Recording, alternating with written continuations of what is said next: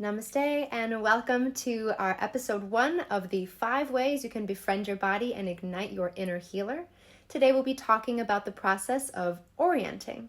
We'll be differentiating external and internal orienting.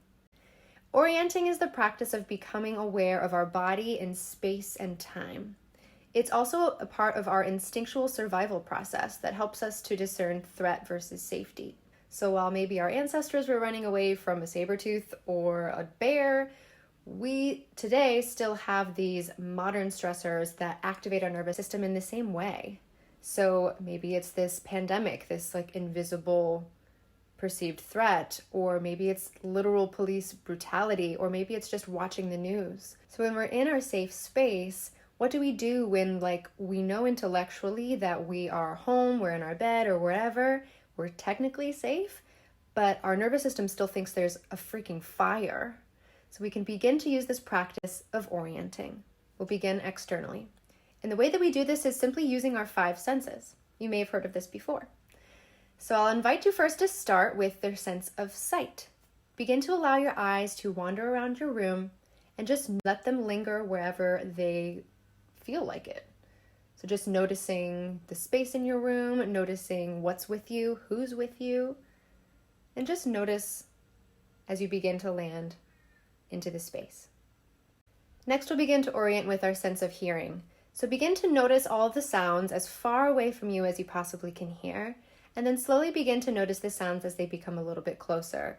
So maybe it starts off with the traffic outside, maybe some dog or a pet or a child in the background in your home, or maybe you can tune in so close that you can actually hear the sound of your own breath. I'm moving along really fast, but this is an exercise that you can really take your time.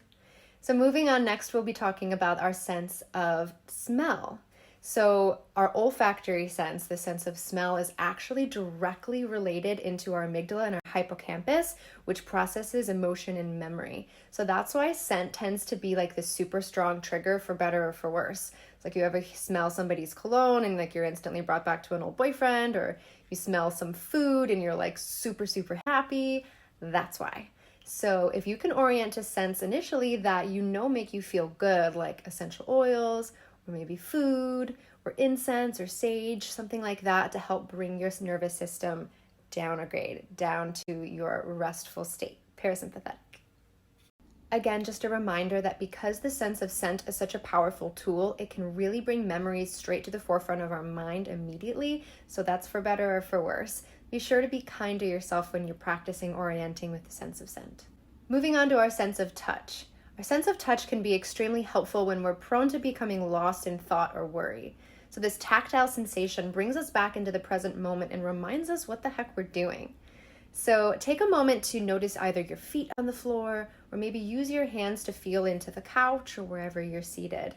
Notice the texture, the firmness, the temperature, anything that's present with you.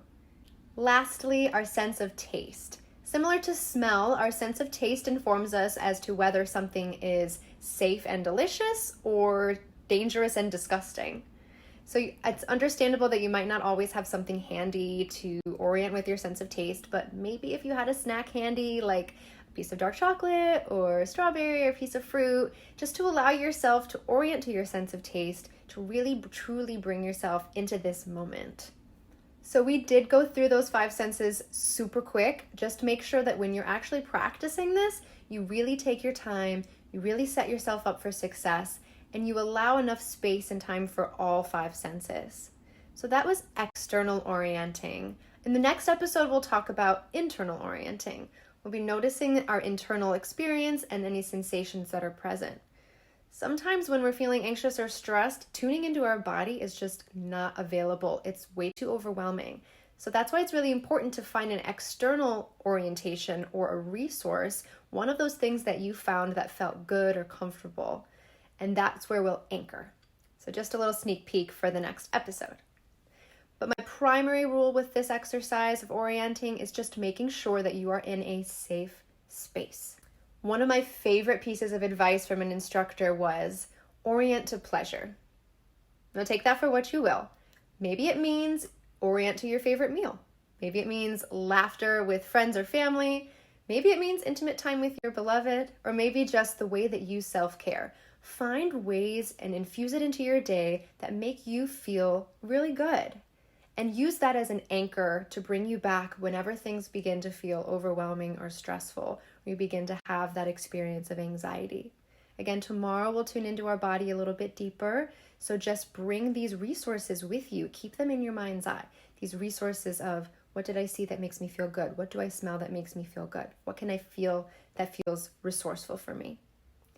In the meantime, I wish you happy orienting to all that is pleasing, pleasurable, and comfortable to you and your experience.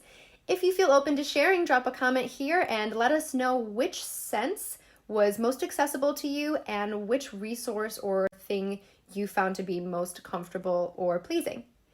I will see you in the next episode of the 5 ways you can befriend your body and ignite your inner healer. I look forward to connecting with you, and until then, namaste.